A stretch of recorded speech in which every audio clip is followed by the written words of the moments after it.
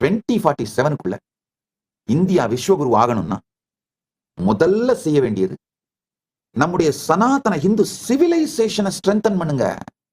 நம்முடைய நிஜமா நாம சனாதன இந்து சிவிலைசேஷன் தாங்கயா.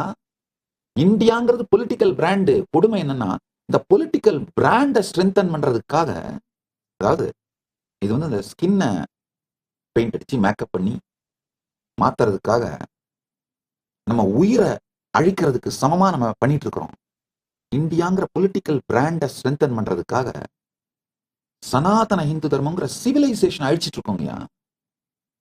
இந்த நான்கும், லெஜிஸ்லேச்சர், எக்ஸிகியூட்டிவ், ஜுடிஷியரி, மீடியா, இந்த நான்கும் சனாதன இந்து சிவிலைசேஷனை ஸ்ட்ரென்தன் பண்ணா நம்ம இந்தியாவோட சயின்ஸ் ஃபீல்டு எப்படி வேலை செய்யணும்னாங்க, நம்முடைய ஸ்ட்ரென்த் என்னென்ன அதை எப்படி நெக்ஸ்ட் லெவலுக்கு எடுத்துட்டு போய் எக்ஸல் பண்றது, அந்த லைன்ல தான் நாம நம்முடைய எனர்ஜியை போடணும். அதை விட்டுட்டு வெஸ்ட் கொடுக்குற மோல்டுல நாம போகணும்னா, ஐயா அந்த மோல்டை நம்ம அடாப்ட் பண்ணிட்ட உடனே நம்ம ஃபெயிலியருங்க.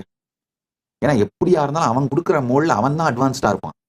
அவன் வைக்கிற ஸ்கேல அவன் எதுல அட்வான்ஸ்டா இருக்கணும் அதை ஸ்கேலை வச்சுதான் நம்மளுக்கு கற்றுக் கொடுப்பான். அவன் ஸ்கேலை எடுத்துக்கிட்டாலும் சரி, அவன் மோல்டை எடுத்துக்கிட்டாலும் சரி, நாசமா போகும். அதுல சந்தேகமே இல்லை.